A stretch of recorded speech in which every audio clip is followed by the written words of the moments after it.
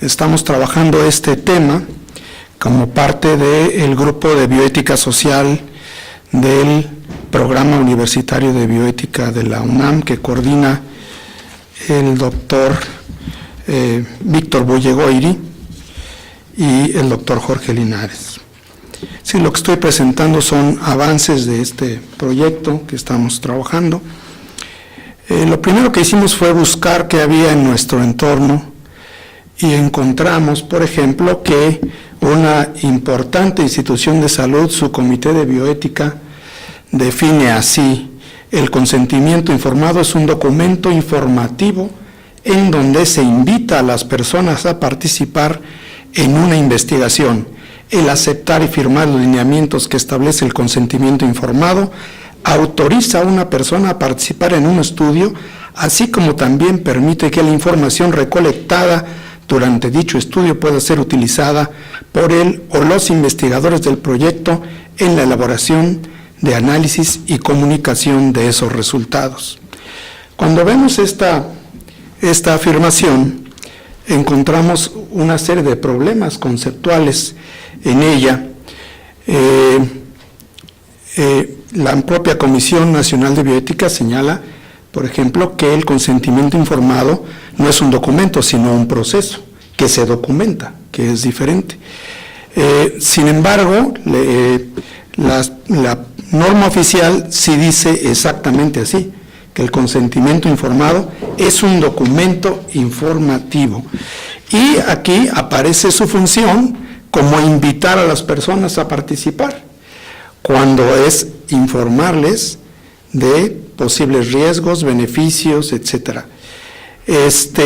También se dice que al firmar se autoriza a la persona a participar, cuando es exactamente al revés. La persona nos autoriza a nosotros a utilizarlo como sujeto de investigación. Es decir, no es un documento nada más, sino que es un proceso que se desarrolla en el tiempo y que hay que establecer con claridad. Da información, pero si reducimos la información a información escrita, tenga usted, no firme que cumplimos la ley, pero nuestra ley es muy minimalista, como muchas de nuestras leyes, pero no nos aseguramos que la información es comprendida por la persona. Entonces, una persona, digamos, de escasos recursos, un indígena, analfabeto, etcétera, ¿qué hacemos con él? ¿Verdad? Le damos un papel escrito, cumplimos desde el punto de vista de la ley, pero no desde el punto de vista del consentimiento informado. Lo que ocurre aquí es que la persona nos autoriza a nosotros, no nosotros a la persona. Se establece que la información recolectada puede ser usada en el análisis, pero también hay que aclarar que establece también limitaciones, porque al autorizarnos no nos autoriza a todo, nos autoriza a utilizar esa información solo para los aspectos relacionados con esa investigación. Si queremos darle otro uso distinto, sobre todo cuando tenemos muestra de tejidos, en fin, hay que solicitar una nueva autorización, excepto en estudios retrospectivos. El investigador pareciera que le hace un favor a la persona al dejarlo participar. Te voy a dejar participar, si firmas aquí te autorizo a participar, yo a ti, cuando es exactamente al revés. Y no se establecen las obligaciones de la institución con el paciente, que corre riesgos, y, por ejemplo, la influencia o deformaciones que establecen con frecuencia las empresas farmacéuticas o fabricantes de tecnología médica. Es un problema donde hay un cruce de caminos de muchas fuentes. Los intereses del paciente, los intereses de los investigadores y los intereses de las empresas se intercruzan en este proceso, y no es un proceso simple ni sencillo, sino un proceso de una gran complejidad. Decidimos nosotros restringirnos a lo que era investigación clínica, y la investigación clínica se define por los Institutos Nacionales de Salud de los Estados Unidos como la investigación orientada hacia los pacientes, la cual se realiza sobre sujetos humanos o sobre material de origen humano como tejidos, especímenes y fenómenos cognitivos. Para ello, un investigador o colega interactúa directamente con los sujetos humanos. Se excluyen de esta definición los estudios in vitro que utilizan tejidos humanos que no se pueden vincular con un individuo vivo. La investigación orientada hacia los pacientes incluye mecanismos de la enfermedad, intervenciones terapéuticas, ensayos clínicos o desarrollo de nuevas tecnologías. También estudios epidemiológicos y conductuales y la investigación de desenlaces e investigación sobre servicios de salud. El contacto directo tiene unos rasgos centrales esta definición. Hay un contacto directo del investigador o sus asistentes con personas específicas. Se enfoca al estudio de la enfermedad, su prevención, tratamiento y desenlaces. Y hay un vínculo de los resultados de la investigación con personas concretas, porque se hacen contrastes entre personas sanas y enfermas, entre personas con diferentes grados de enfermedad, con diferentes exposiciones, con diferente carga genética, o entre personas con tipos de evolución disímiles o con distintas respuestas a la enfermedad o que reciben dosis o tratamientos diferentes. La investigación clínica, en este sentido, es siempre comparativa. Hay diferencias muy claras entre el consentimiento informado en la clínica y en la investigación. Por ejemplo, direccionalidad. En la clínica el paciente solicita la atención y el médico la otorga. En la investigación los investigadores solicitan la inclusión de los pacientes y los pacientes otorgan su consentimiento. La direccionalidad es opuesta. Incertidumbre. En la práctica clínica normal nos confrontamos con lo conocido. Desde luego existen riesgos y existe cierto grado de incertidumbre, pero estos son limitados y se tiene una incertidumbre global menor. En cambio, la investigación con sujetos humanos nos confrontamos con lo desconocido. Existe una mayor incertidumbre. Desde luego, la investigación con seres humanos también puede incluir una serie de maniobras, estudios y tratamientos de uso corriente en la práctica clínica normal, pero va mucho más allá y se adentra en lo desconocido. La incertidumbre es mucho más alta. Constricción relativa. En la práctica clínica cotidiana no existe un compromiso temporal fijado de antemano que obligue al paciente a permanecer con un médico determinado o someterse a cierto tratamiento específico. Pero en la investigación con humanos ocurre lo contrario. Se establece un plazo determinado y la obligación de administrar medicamentos y aplicar maniobras específicas que deberán cumplirse rigurosamente de conformidad con lo establecido en el protocolo de investigación. No obstante, reconocemos el derecho del sujeto de investigación para retirarse de la misma en cualquier momento. Ello constituye una válvula de escape que puede activarse por el paciente de manera unilateral, pero no es deseable que esta válvula se active. Si en una investigación muchos pacientes solicitan retirarse voluntariamente del estudio, se debe considerar como un evento indicativo de una falla que nos informa que algo anda mal y debiera revisarse en detalle por los comités de ética y de investigación. En la investigación, el paciente y los investigadores se ven constreñidos a seguir un protocolo de investigación determinado y es menos flexible y más constrictivo.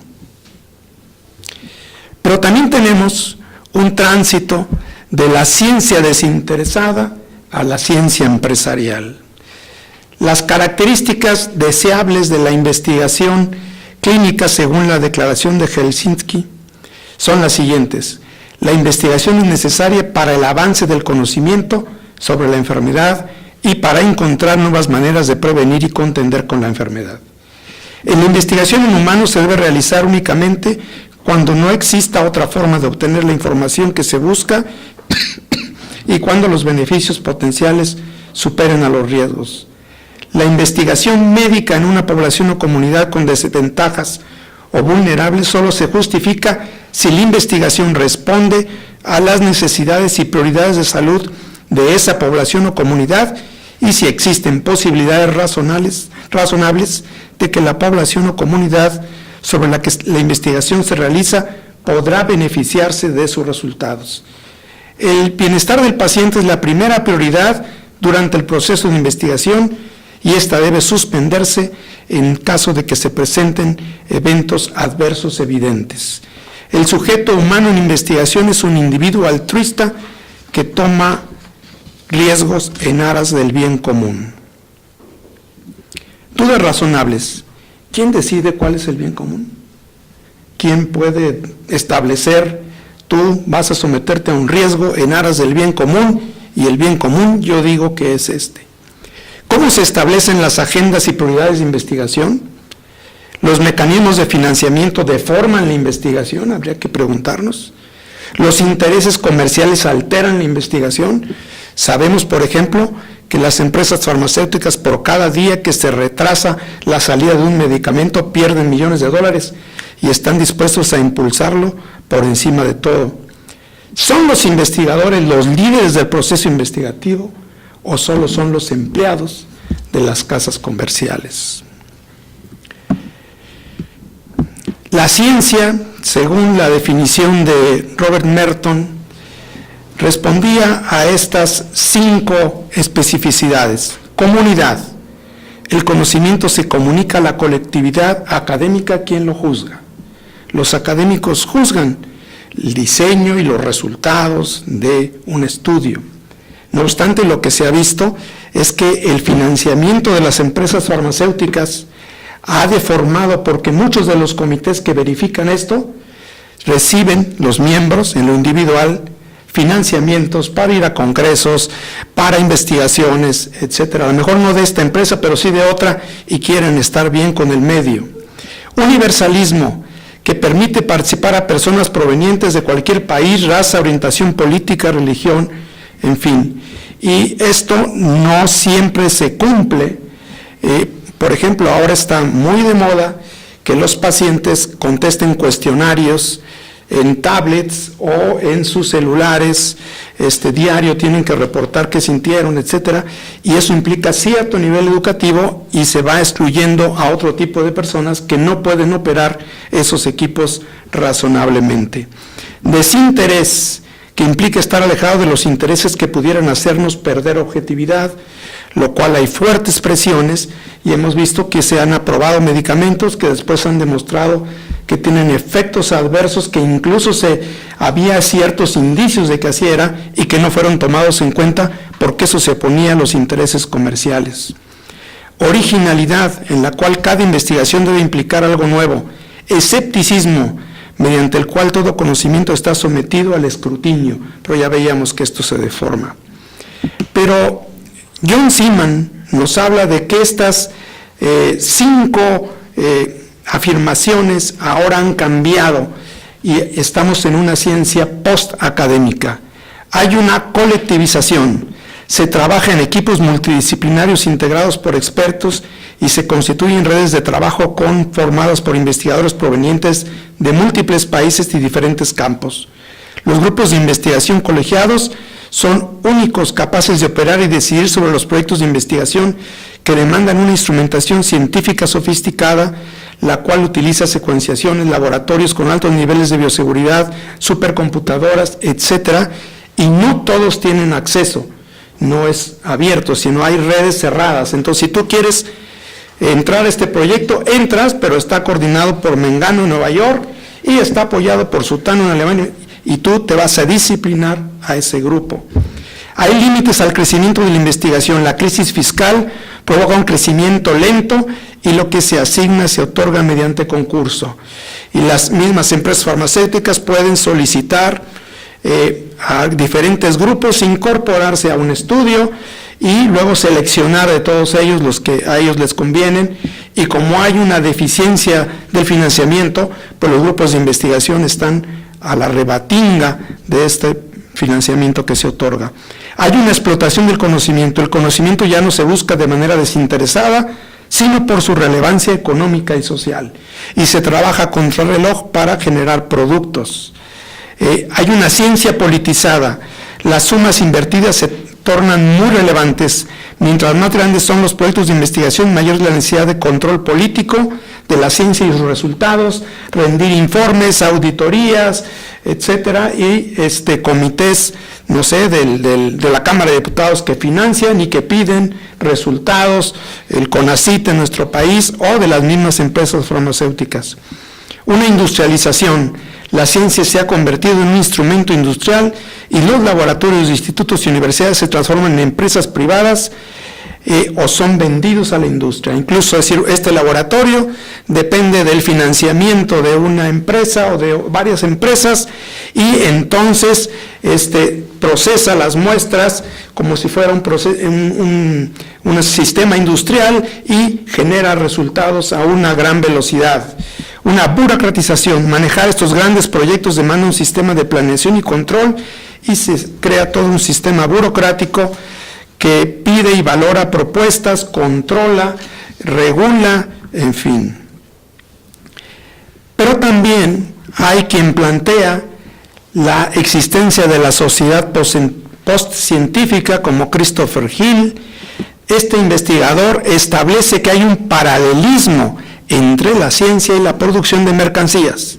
Y dice, con frecuencia las mercancías se diseñan en los países avanzados y se manufacturan en los países menos desarrollados, configurando la sociedad postindustrial. Hill propone hacer lo mismo con la ciencia, plantear preguntas o diseñar investigaciones de los países más desarrollados y ejecutarla en los países menos desarrollados, mientras los países centrales mantienen en su poder el diseño, integración del conocimiento y el control de las patentes y de la mercadotecnia de lo obtenido. Es decir, no solo hay una maquila industrial, sino una maquila científica, y habría que preguntarnos, ¿qué tanto nos conviene? ¿O qué tanto es una estrategia empezar a maquilar para luego entender y luego hacer nosotros e independizarnos? O si vamos a ser maquiladores eternamente de proyectos que se diseñan en otros lados y que no podemos moverles una sola coma, porque viene ya hecho desde la casa matriz y aquí solo tenemos que poner la carne humana. ¿Debemos arriesgar a nuestras poblaciones para que otros obtengan el conocimiento y los beneficios? ¿Es ético actuar de esta forma? Recuerden que el Código de Helsinki dice que debemos ser beneficiados y a veces el único beneficio que tenemos es que nos dan un medicamento innovador para ser probado, que también implica riesgos, y que podemos aplicarlo a 50, 60 pacientes, y toda vez que se obtienen los datos y se registra ante la FDA, se empieza a vender y esos pacientes quedan excluidos de los beneficios de la investigación que, arriesgándose ellos mismos, contribuyeron a desarrollar. Esto lleva a una deformación de la investigación por las empresas farmacéuticas. Hay empresas que se dedican a redactar artículos contratadas por las farmacéuticas y luego invitan a investigadores prestigiados a firmar como autores a cambio de una buena suma de dinero. ¿Por qué? Porque quiero el nombre de ese investigador relevante para convencer al público de que luego compren el medicamento, lo consuman. Investigadores que funcionan como consultores de las empresas farmacéuticas y que están a sueldo de ellas y no pueden tener juicios neutros, pero que funcionan como árbitros de las investigaciones o de los resultados. Investigadores que son promotores de medicamentos de marca y están a sueldo de las empresas como conferencistas y poseen fuertes sesgos. Se ha demostrado incluso una fuerte asociación estadística entre el financiamiento otorgado a los investigadores y los resultados de investigación favorables a dicha empresa. Manejo de los riesgos. Desde el punto de vista ético, la experimentación en humanos debe vigilar que los beneficios potenciales son mayores que los riesgos y debe anteponer los beneficios y la seguridad de los pacientes en todo momento. Segundo, existe una imposibilidad de valorar todos los riesgos y su magnitud porque incursionamos en una zona de incertidumbre que justamente será explorada mediante la investigación misma. Sin embargo, la evaluación de riesgos no puede ser siempre objetiva y basarse en probabilidades bien determinadas. Ello nos conduce a subestimar los riesgos y de tanto en tanto se presentan eventos adversos no previstos, incluso con graves consecuencias. Y nada de esto se establece. O sea, ¿qué pasa si se presenta una complicación como consecuencia del experimento? Un ejemplo es el caso del ensayo clínico con un anticuerpo monoclonal denominado TGN-1412, diseñado por la empresa Parexel para tratar la artritis reumatoide, leucemia y esclerosis múltiple, el cual provocó serias reacciones adversas a ser aplicado en 6 sujetos, uno de los cuales cayó en coma por varias semanas y tuvo necrosis de los dedos. O sea, ¿qué se hace en este caso? Las empresas se hacen a un lado. No se establece cuando el paciente se incorpora, si hay complicaciones, nosotros asumimos la responsabilidad. Se señala que incluso en Estados Unidos solamente 16% de la investigación tiene estos apoyos. Debiera la empresa farmacéutica contratar una aseguradora y depositar una fianza para, en caso de una complicación grave, se trate a esos pacientes y se les indemnice en caso necesario. Pero esto pues no se establece en nuestras leyes. Hay deformaciones entonces de la investigación, desconexión de las necesidades locales. La investigación frecuentemente no se halla enfocada a resolver problemas relevantes en nuestro medio, sino está guiada por la política comercial de las grandes empresas que con el fin de maximizar ingresos se enfocan a enfermedades de poblaciones con poder adquisitivo y que implican un consumo por tiempo prolongado. Incluso, por ejemplo, se ha dejado de lado la investigación en antibióticos, porque los antibióticos se consumen por un periodo restringido de tiempo y no dejan tanta ganancia como medicamentos contra la artritis o contra el asma, que los vas a consumir durante el resto de tu vida. Una mercadotecnia disfrazada de investigación. Se paga a líderes de opinión locales para que repliquen experimentos y demuestren en el medio local la utilidad del medicamento o tecnología ofertados y luego den conferencias pagadas sobre las bondades del producto para inducir su uso.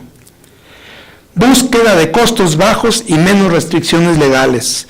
Se transfiere la investigación de la fase clínica de los productos farmacéuticos o tecnologías porque en los países menos desarrollados los investigadores cobran menos, los pacientes reciben menos prestaciones y las restricciones legales son menores en caso de complicaciones. También se realizan investigaciones que no serían aceptadas en los países de origen. Se realizan ensayos con grupo control que reciben un placebo, los cuales, por ejemplo, no son aceptados en el Reino Unido y que pueden provocar daños irreversibles a los pacientes al permitir la progresión de la enfermedad, o bien se realizan estudios de fase 1 con personas vulnerables para reducir demandas o indemnizaciones en caso de efectos adversos. Incluso se ha denunciado a Lilly, por ejemplo, por utilizar en Chicago a los homeless, pagándoles $9-10 diarios, dándoles alojamiento en un hotel y dándoles comidas. Y el responsable de esta investigación declaró que eran personas que querían ayudar al conocimiento científico, pero quienes han desenmascarado esto son periodistas que fueron a entrevistar a las personas y ellos dijeron: estoy aquí por los $9 diarios que me dan. Porque para ellos $9 es un salario y para otras personas pues sería una cosa que no los motivaría.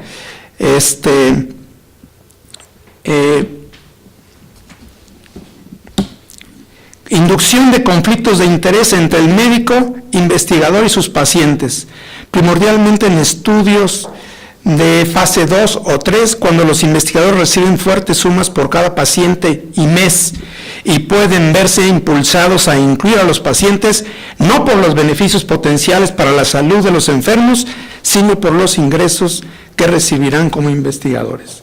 Yo me he enterado aquí en nuestro medio que se oferta a algunos investigadores $500 mensuales por cada mes y paciente que incluyan a un estudio. Y desde luego que están muy interesados en incluir muchos pacientes. Transferencia de costos a las instituciones de salud.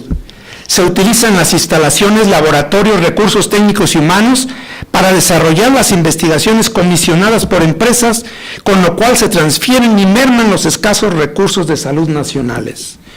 Es decir, si esta investigación implica tomar análisis de laboratorio, hacer radiografías, utilizar a los residentes, al personal médico para tomar datos, etcétera, debiera pagarse y restituirse eso totalmente a la institución de la salud, porque en otro caso sería transferencia de recursos públicos hacia el sector privado, incluso transnacional.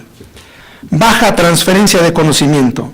Las investigaciones diseñadas en otros países que forman parte de estudios multicéntricos conducentes al desarrollo de nuevos medicamentos, tecnologías o biológicos son diseñadas desde las empresas matrices y los investigadores locales son meros ejecutores y no permiten el desarrollo de capacidad de investigación endógena.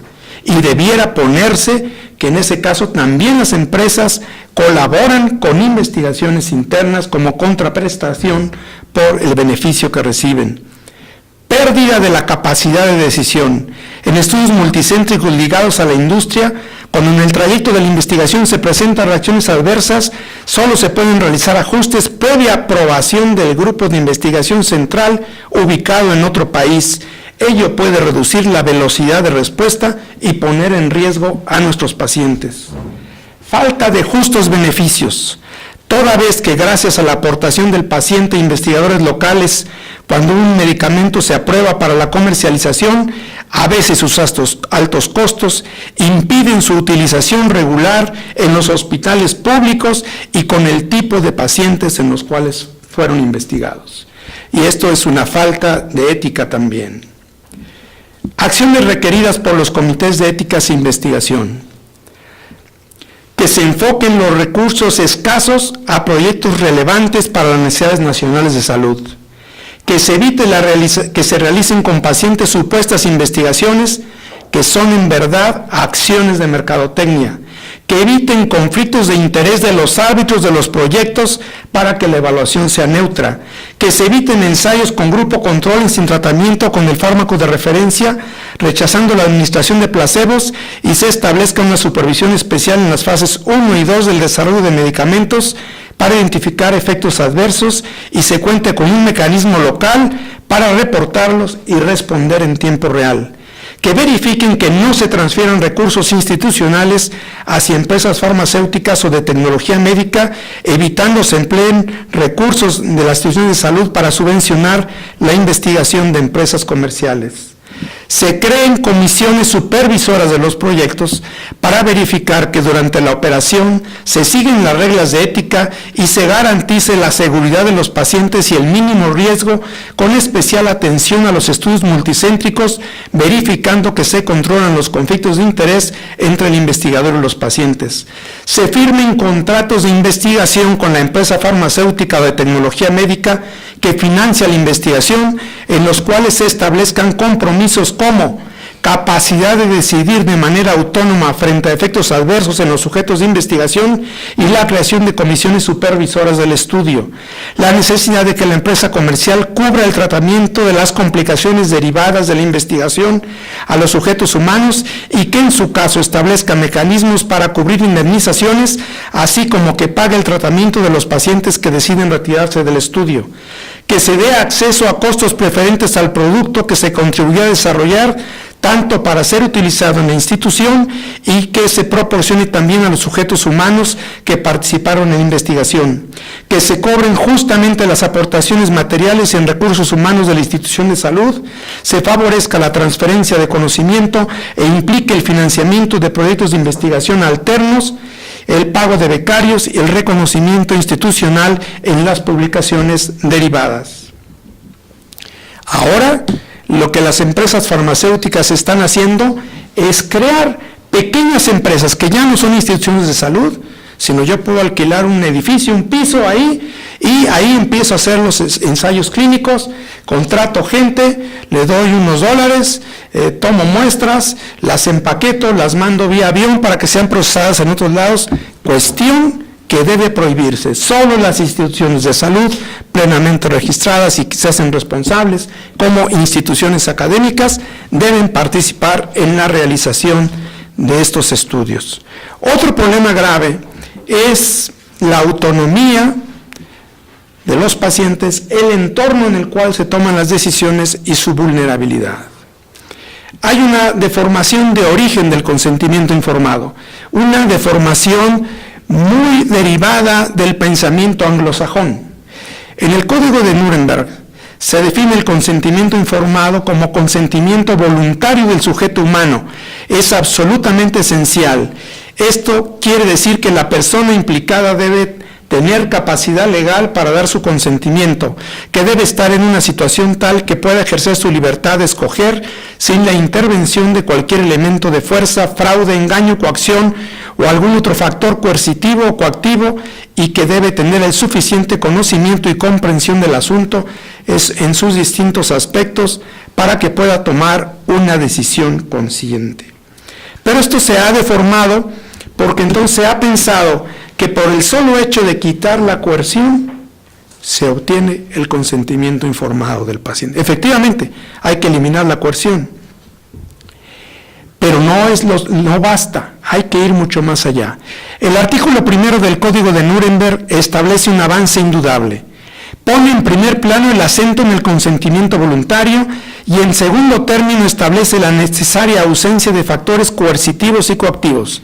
Pero en la práctica se ha construido una definición negativa que considera que en ausencia de coerción o coacción franca, cada individuo es capaz de utilizar su autonomía para expresar su voluntad. José Ortega y Gasset advertía desde 1914 que la vida individual se ha perdido entre la maquinaria del Estado y su poder, anticipándose tempranamente al desastre fascista, y señalaba que el llamado individualismo político era una reacción muy limitada cuyo único programa se reducía a pedir que no desapareciera el individuo. Es decir, se piensa que quitando la coacción, el individuo solo decide sin problemas. Pero el individuo está metido en una circunstancia social, política, en vulnerabilidad, en fin, que también debe ser considerada.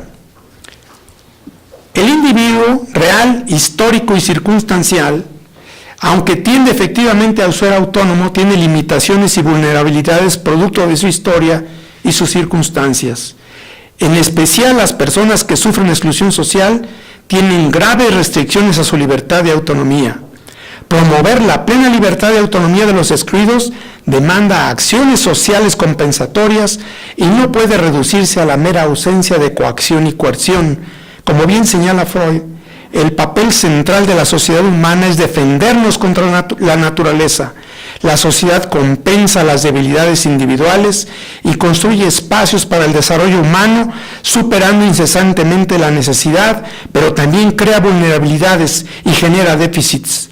Los investigadores no podemos limitar nuestra percepción del consentimiento informado al Código de Nuremberg porque ignora las vulnerabilidades reales que todo ser humano posee y al hacerlo contribuye a ocultar dichas debilidades y con ello permite que se exploten las vulnerabilidades de los individuos. Es decir, esta es una definición que podríamos decir minimalista del consentimiento informado. Un individuo con su conciencia, le damos la información, nos hacemos a un lado, lo dejamos solos y él decide. Pero no es tan simple el asunto. Hay vulnerabilidades sociales. En nuestro entorno, la exclusión social, que limita el acceso a oportunidades y recursos de grandes sectores de la población, restringe la libertad y la autonomía de los individuos, familias y comunidades y los vuelve vulnerables. Además, la enfermedad potencia aún más la vulnerabilidad social y la agudiza. En suma, los individuos, familias y comunidades víctimas de la exclusión social se encuentran en condiciones de riesgo para que sus vulnerabilidades sean aprovechadas por otros, ya sea de manera inadvertida o francamente dolosa. Si un individuo que no tiene para pagar su tratamiento, ¿verdad?, que tiene un tumor, oye, si entras a este estudio te damos gratis el medicamento. Él decidió. Usamos su vulnerabilidad.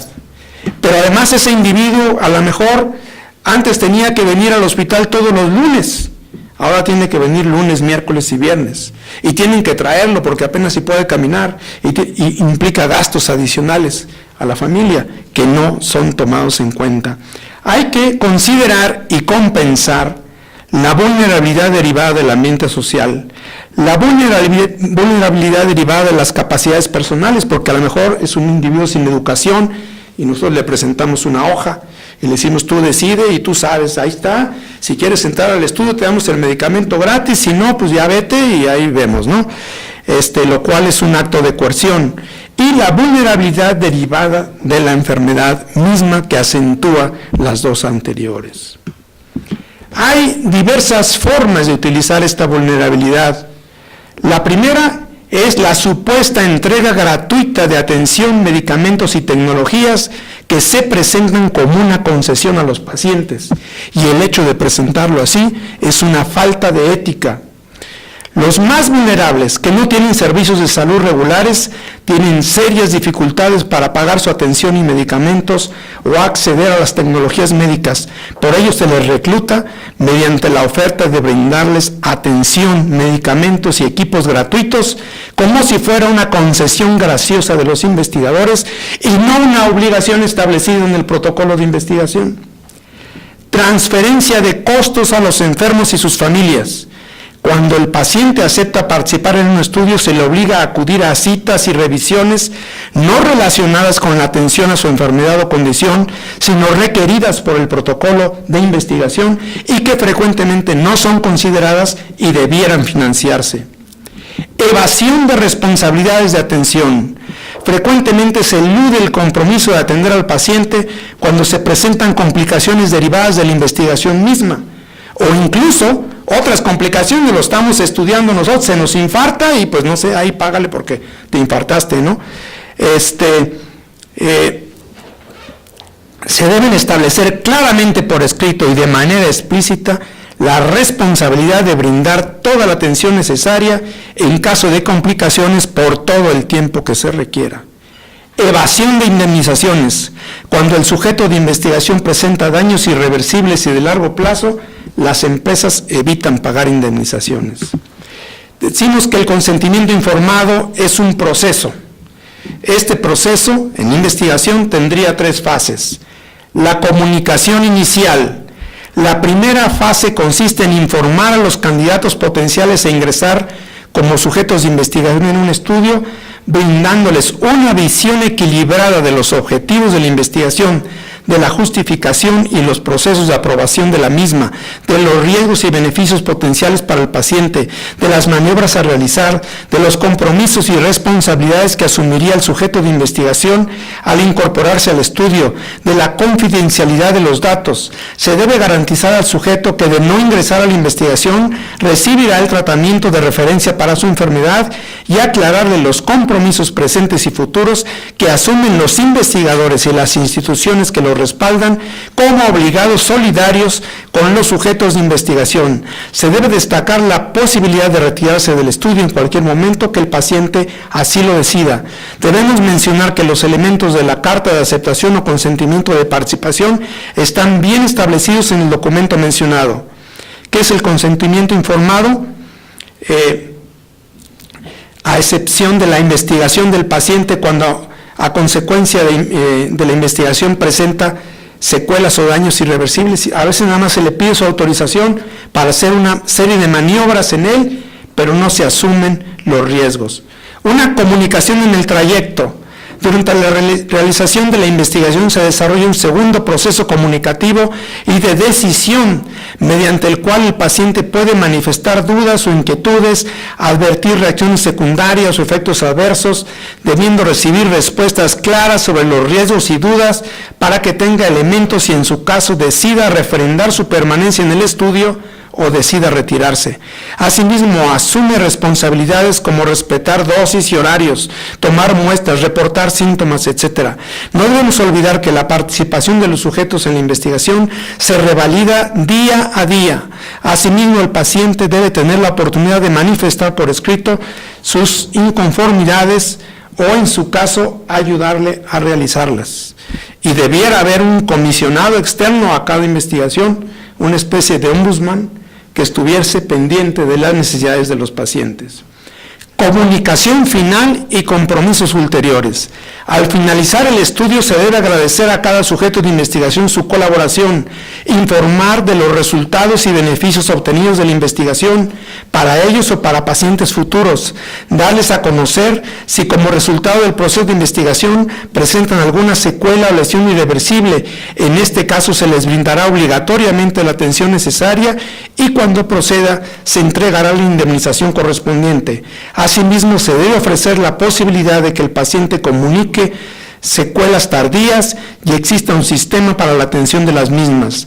También se debe aclarar los compromisos de las empresas comercializadoras del fármaco o tecnologías investigadas para brindarle al paciente condiciones preferentes para que pueda continuar su tratamiento y no lo interrumpan cuando concluye la investigación.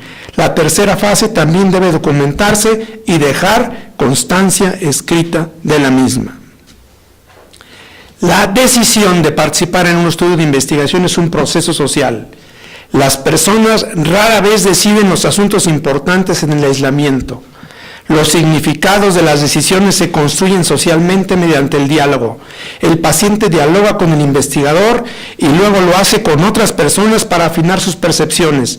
Este proceso es más relevante en una cultura colectivista como la nuestra. Incluso los investigadores debiéramos darle información, si el paciente así lo requiere, a sus familiares cercanos o a otro médico para que se le ayude a tomar la decisión. Aislar al individuo favorece de manera inapropiada los intereses de los investigadores o de las empresas financiadoras. Aquí la defensa de un supuesto individualismo sirve para favorecer el sometimiento del individuo. Tenemos que darle la oportunidad de tomar una decisión socialmente, darle toda la información a él, a su familia, si así él lo requiere, y luego darle un tiempo para que madure su decisión. No decirle, ahorita me decide usted aquí. Tiene 3 minutos, aquí está esta hoja, si quiere la firma, y si no, y le damos el medicamento gratis, si no, pues allá enfrente hay una capilla y a ver si Dios lo acoge, ¿no? Reglas adicionales. Regla de la información compartida, mediante la cual debe ofrecerse de manera explícita y clara al paciente la posibilidad de brindar información directa a otras personas de la familia o del círculo de confianza del individuo. La regla del tiempo de asimilación, en la cual se debe otorgar al paciente varios días para asimilar la información y consultarla con quien él decida, salvo en los casos de emergencia, obviamente. Pero al mismo tiempo hay una confusión, porque se habla de consentimiento informado, pero una cosa es la información y otra cosa es el conocimiento. Y lo que el paciente requiere no es información, es conocimiento. Una cosa es dar información y otra que el individuo la asimile y la transforme en conocimiento. La información es genérica, el conocimiento es contextual. Para mí, ¿qué significa? En mis condiciones, ¿qué significa esto? El consentimiento informado es un acto educativo de empoderamiento del sujeto de investigación y debe ser planeado como un acto educativo, con objetivos y metas, con materiales, con esquemas si se requieren, con videos, y luego con diálogo con el individuo para que realmente asimile la información y la convierta en algo vivo dentro de él para poder analizar su circunstancia y tomar sus decisiones. Es bidireccional, porque el investigador es el experto en el campo de conocimiento médico, pero el paciente es el experto en su circunstancia y su situación. Y entonces es un diálogo entre dos expertos. El consentimiento informado, decimos, es un proceso educativo. Debe planearse como un proceso formativo, con objetivos, analizar el contexto y tipo de pacientes que serían nuestros estudiantes, sus conocimientos previos, creencias, diseñar los procesos instruccionales, materiales escritos, videos, modelos, simulaciones, etc. plantear la necesidad del diálogo entre el investigador y los pacientes, como el que se desarrolla entre el docente y los profesores, así como las características del trabajo colaborativo entre los pacientes con los investigadores, y al final realizar una evaluación de las capacidades desarrolladas por los sujetos. Esto es un proceso mucho más humano y responsable que al final ayudaría a los pacientes y a la investigación misma, porque si va a aplicar un protocolo tiene que saber cómo tomo mi muestra, cómo, etcétera. Demanda del conocimiento explícito y del conocimiento tácito. El conocimiento explícito es el que puede ser expresado como información simbólica y expresado mediante códigos escritos o orales, y entregado en hojas o proyectado en videos, pero también hay un conocimiento tácito, que no puede expresarse claramente y que está en las personas, como las intuiciones, los sentimientos, las emociones y otros. El conocimiento tácito se transmite por la convivencia y la socialización y permite la apreciación de los motivos del otro y ver sus compromisos, valores y emociones. Ambos tipos de conocimiento se enlazan para permitir al paciente tomar una decisión. No es válido decir aquí está la hoja de conocimiento informado y que sea la secretaria, se lo lleva y le dice que si firma está bien, si no, pues ya que se vaya. Sino que hay que mirar a los ojos al paciente, que vea nuestras reacciones, que entienda nuestro compromiso, que vea que estamos realmente identificados con él y con su problema. Es decir, que no solo hay una comunicación de elementos tangibles, sino de intangibles que también son muy importantes. Hay una doble asimetría del consentimiento informado. Hay una distribución asimétrica del conocimiento científico. Consiste en que el mejor conocimiento del proyecto de investigación lo tendrán siempre los investigadores. Como señala Engelhardt, el paciente es un extraño en tierra extraña porque siempre existe una gran desigualdad en el conocimiento entre los investigadores y los pacientes. Los sujetos de investigación, por regla general, nunca lograrán entender completamente la información sobre el proyecto de investigación, salvo que sean expertos en el campo o se dediquen a estudiar el tema por un buen tiempo, y esto es altamente improbable. Luego hay una distribución asimétrica del conocimiento del paciente. Consiste en que el paciente conoce mucho mejor que los investigadores su situación, sus necesidades, sus circunstancias y sus deseos. Los investigadores también deben propiciar que los pacientes les informen de ello. En este punto los investigadores tampoco lograrán hacerse una idea total del sujeto de investigación, pero es posible establecer una guía de entrevista con preguntas mínimas y establecer un diálogo con los pacientes para conocer sus circunstancias y brindarles apoyo. Los compromisos jurídicos deben establecerse con toda claridad. Un convenio entre la institución de salud y el paciente que se incorpora a la investigación y un contrato entre la empresa financiadora y la institución de salud. El convenio de los investigadores con el paciente. Convenio con el paciente implica la aceptación explícita del sujeto para participar en el estudio aprobado por el Comité de Investigación y Ética con un objetivo de investigación definido y una evaluación de riesgos preestablecida por parte de los investigadores. El compromiso por parte del paciente de aplicar el protocolo de investigación y acudir a las pruebas necesarias, llenar cuestionarios, tomar muestras, etc., y la cobertura por parte de los investigadores de la totalidad de los gastos adicionales que el paciente o su familia realice para cumplir con dicho protocolo de investigación. El compromiso por parte de los investigadores de mantener informado al paciente durante el proceso de investigación e incluso proporcionar la información que pudiera favorecer que se retire del estudio, y el compromiso de levantar reportes de los posibles efectos adversos, ya sean estos detectados por el paciente o por los investigadores. El compromiso de los investigadores de privilegiar en todo momento el bienestar de los sujetos humanos y, en su caso, el compromiso de los investigadores para suspender la investigación en cuanto se manifiesten efectos que amenacen la salud del sujeto de investigación. El compromiso de los investigadores para iniciar la atención médica inmediata de los efectos adversos por todo el tiempo que se requiera y, en su caso, establecer mecanismos de indemnización justos. Asimismo, se deberán anexar las pólizas con compañías de seguros para la cobertura de los efectos adversos o de lesiones irreversibles derivadas de la investigación. El compromiso de proporcionar los medicamentos o tecnología motivo de la investigación sin costo alguno, así como realizar sin costo todas las pruebas y estudios de laboratorio y gabinete para realizar las determinaciones de todas las variables involucradas en el protocolo de investigación sin costo alguno. El compromiso de los investigadores de otorgar en su caso otras compensaciones adicionales por todo el tiempo que dure la investigación. Establecer la posibilidad de que el paciente se retire en cualquier momento del proyecto de investigación sin incurrir en responsabilidad alguna por este hecho, así como el compromiso por parte de los investigadores de facilitar la salida del estudio en cuando el paciente lo solicite y el compromiso de proporcionar el mejor tratamiento alterno con el fármaco o tecnología de referencia por el tiempo restante hasta la conclusión del estudio.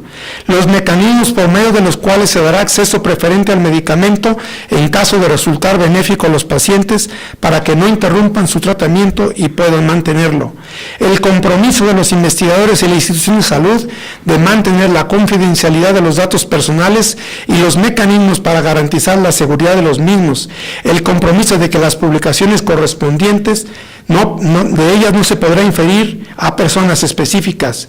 El compromiso de los investigadores de informar a los sujetos humanos del resultado de la investigación y de los efectos positivos y negativos de la misma. Establecer la obligación solidaria de la institución de salud, hospital o instituto de investigación con los sujetos humanos y con las consecuencias legales del proyecto de investigación que autorizó a sus investigadores. Pero también debiera haber un contrato entre la institución de salud y la empresa financiadora, en el cual se establece lo siguiente: el compromiso de la empresa con la institución de salud, hospital o centro de investigación para proporcionar toda la información pertinente que solicite el Comité de Investigación y Ética, la presentación del protocolo de investigación completo, así como sus antecedentes e investigaciones previas que lo sustentan, la designación de un enlace que actuará como responsable jurídico y otro enlace científico, la aceptación expresa de los tribunales nacionales para cualquier litigio derivado de la investigación, la generación expresa de un proceso de consentimiento informado y el desarrollo de materiales, procesos educativos sin información continuada, dirigido expresamente al tipo de personas que participarán en el estudio y que cubra los aspectos biológicos, psicológicos y sociales en las tres fases: comunicación inicial, comunicación en el trayecto y comunicación final. La obligación de la empresa y contratante de favorecer el desarrollo endógeno de la investigación y el financiamiento de otros proyectos de investigación de la institución de salud o investigación, incluidas becas para favorecer el desarrollo de jóvenes investigadores. La declaración de cualquier pago previo o actual que haya realizado la empresa contratante a los investigadores involucrados en el estudio por conceptos de honorarios, regalos, viáticos o cualquier otro concepto o cualquier otro que se tenga pactado con anterioridad, así como el mismo tipo de pagos realizados a cualquiera de los integrantes del Comité de Ética e Investigación con el fin de identificar potenciales conflictos de interés. La manera en la cual la empresa contratante retribuirá a la institución de salud, hospital o institución por el uso de sus instalaciones, de su personal y la realización de estudios de laboratorio y gabinete, creando un fondo dedicado para la operación del mismo. La necesidad de que la empresa contrate una póliza con una compañía de seguros para cubrir los posibles gastos derivados del tratamiento de los efectos adversos derivados de la investigación y para su tratamiento médico y, en su caso, para cubrir las indemnizaciones correspondientes, misma que se depositará en la institución de salud, hospital o instituto de investigación responsable del estudio. El establecimiento de un fondo dedicado a cubrir los gastos que los pacientes deberán realizar para cumplir con el proyecto de investigación, así como cualquier otra prestación económica establecida en el proyecto de investigación y el convenio que se firma con los pacientes. La creación de un fondo para operar el proyecto de investigación, para la operación del proyecto que cubra todas las pruebas de laboratorio y gabinete y la aplicación de cuestionarios para obtener y procesar los datos resultados de la investigación. La prohibición expresa de la empresa de realizar pagos directos a los investigadores, los cuales deberán realizar el proyecto de investigación comisionada en tiempos adicionales a su jornada de trabajo o reponer los tiempos utilizados. El pago de honorario de los investigadores se realizará por medio de la institución de salud mediante un fondo dedicado y se realizará independientemente del sentido de los resultados de la investigación. el compromiso expreso de la empresa farmacéutica o de tecnología médica para proporcionar el acceso preferente a los medicamentos o tecnologías para beneficiar a los pacientes que participaron en el estudio o para el uso con nuevos pacientes, estableciendo de manera clara los descuentos, plazos de entrega y condiciones en las cuales se brindará el acceso y los mecanismos para no interrumpir el medicamento a los sujetos humanos que participaron en la investigación entre la conclusión de la investigación y el inicio de la comercialización del producto. Conclusión: es necesario transitar de un modelo reduccionista del consentimiento informado. Este modelo piensa que el consentimiento informado es un documento, cuando en realidad el consentimiento informado es un proceso, que sustenta que hay una visión de la ciencia como un supuesto acto desinteresado, hacia aceptar que intentamos regular una ciencia posacadémica con múltiples intereses, transitar de aceptar acríticamente una ciencia maquiladora a impulsar también el desarrollo de capacidades endógenas y buscar regular la maquila de investigaciones, que considera que los riesgos se pueden predecir, a reconocer la complejidad de la incertidumbre y la imposibilidad de predecir los riesgos. Transitar de no reconocer la existencia de graves conflictos de interés en la investigación farmacéutica y tecnológica a hacer visibles los conflictos de interés en la investigación y a buscar neutralizarlos. Transitar de sustentar que la autonomía se expresa por sí sola en ausencia de coerción a reconocer que existen asimetrías sociales que generan vulnerabilidades que deben ser compensadas para que se exprese la autonomía. Transitar de ignorar las vulnerabilidades y permitir se exploten a compensar las vulnerabilidades y evitar que se exploten. Transitar de ignorar la transferencia de costos de la investigación a los más vulnerables y la ilusión de responsabilidades, a impedir la transferencia de costos a los más vulnerables y a establecer responsabilidades. Transitar de no distinguir fases en el proceso a distinguir las tres fases de comunicación inicial, comunicación en el trayecto y comunicación final. Transitar de ignorar que las decisiones del paciente son un proceso social hacia reconocer que las decisiones del paciente son sociales, incluir en su caso a la familia y personas de confianza, otorgar tiempo para tomar una decisión consultada con otros. Transitar de un proceso unidireccional donde se brinda la información a una comunicación bidireccional. Transitar de un consentimiento informado que se basa solo en un proceso de información a considerar el consentimiento informado como un proceso educativo que empodera al paciente. Transitar de una visión que se sustenta solo en el conocimiento explícito a incluir tanto el conocimiento explícito como el tácito. Transitar de establecer una separación entre investigación y pacientes a construir una alianza entre pacientes e investigadores. Transitar de que el consentimiento informado es un documento formal de aceptación al consentimiento informado como un convenio de colaboración con valor jurídico. Y con esto concluyo y habría unos minutos para preguntas. Solo una pequeña reflexión final.